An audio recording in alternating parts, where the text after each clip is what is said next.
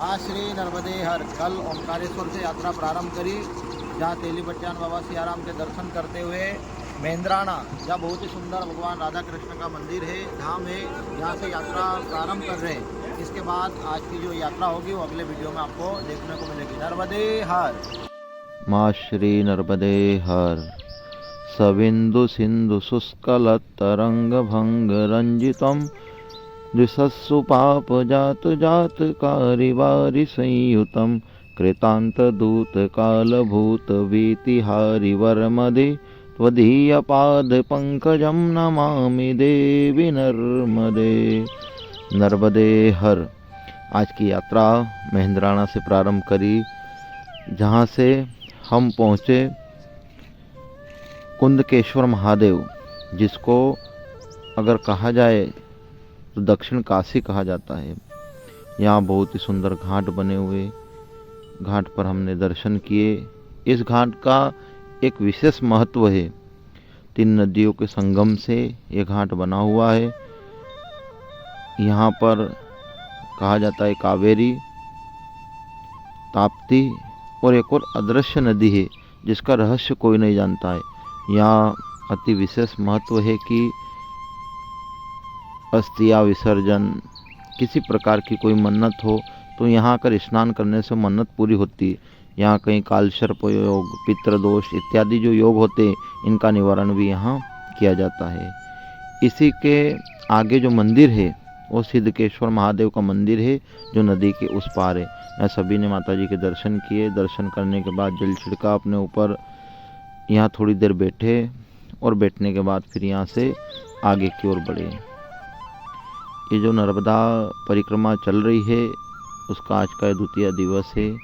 ये द्वितीय दिवस में सभी ने माँ का पूजन, भजन, आरती करते हुए इतना मन प्रसन्न हुआ कि मानो यही जीवन का सर्वोच्च दिशा थी, पर आने में समय लग गया, ऐसा ही लगता है। जहाँ देखो वहाँ नर्मदे हर। फिर हमें एक माता जी मिली जिन्होंने यहाँ का रहस्य बताया। अच्छा, 3 नदी का संगम है।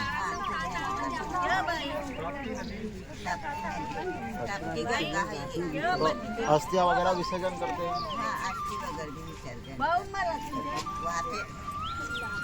तुम्हारा गाँव है ना, वहाँ पे भी तुम टीका लगा के हड्डी है ना, हड्डी डालते ना, लागू करते। अच्छा, वहाँ डालेंगे तो भी यहाँ आ जाएगा।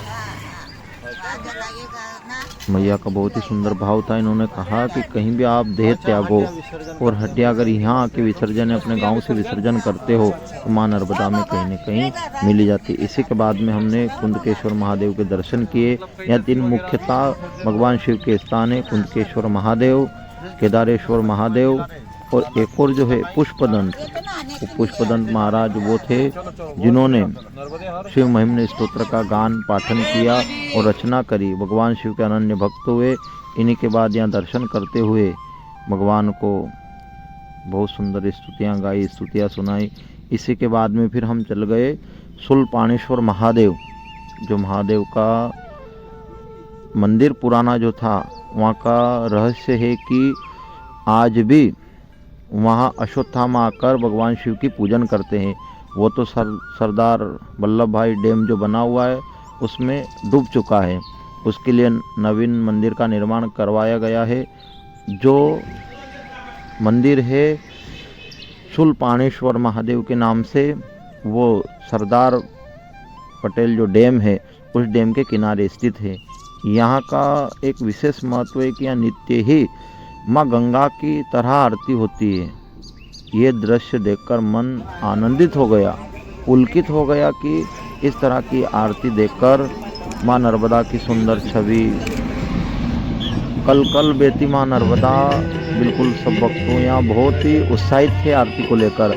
हम भी प्रथम बार यहाँ गए और कई भक्त थे जो प्रथम बार यहाँ माँ का सभी ने गरबा किया, नृत्य किया और माँ की आरती में सम्मिलित हुए।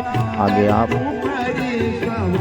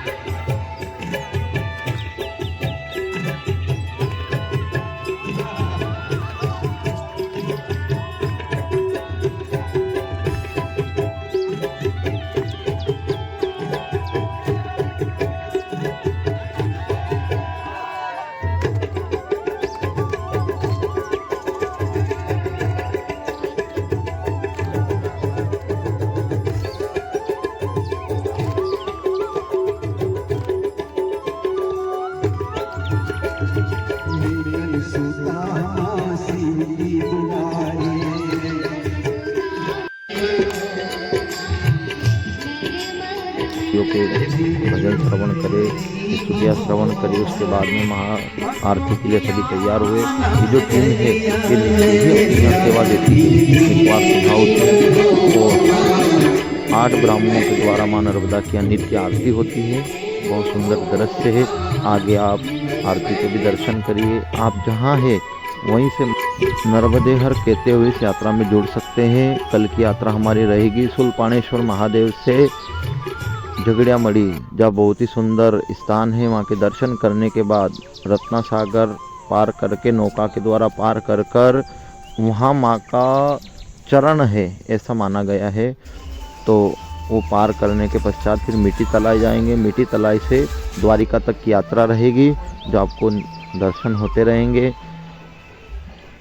अब इस यात्रा में बल द्वारा कर रहे हैं तो एक अलग आनंद है, पर जो पैदल परिक्रमा करते हैं उसका अनुभव कुछ और होता है। उस अनुभव में बस के द्वारा भी यात्रा में वही अनुभव होते हैं। यहाँ ऐसे ऐसे अनुभव होते हैं, ऐसे ऐसे माँ की कृपा होती है जो होना ही संभव नहीं है। आप शहर गलियों सिटी सुविधा इससे सब परे हैं चीज़ें, पर जब आप इसमें आते हो तो एक अलग ही आध्यात्मिक ऊर्जा चेतना जागृत होती है और नेचर की तरफ, प्रकृति की तरफ, मानवता की, धर्म के प्रति अपने आप ही अंदर आत्मा में एक आनंद उत्साह बढ़ता है। तो ये जो यात्राएं हैं ऐसी यात्राएं जीवन में करते रहना चाहिए, क्योंकि जीवन का कोई निश्चित समय नहीं है। जब तक समय रहे, भगवान की कृपा रहे, तो ऐसी यात्राएं करते रहे। ऐसी यात्राओं के लिए, आध्यात्म के लिए इस चैनल को फॉलो करें, सब्सक्राइब करें, पेज को भी फॉलो करें, अपने रिश्तेदारों मित्रों को भेजें, जिससे सुंदर सुंदर भगवान के दर्शन कथाएं के माध्यम से आगे के लिए नर्मदे हर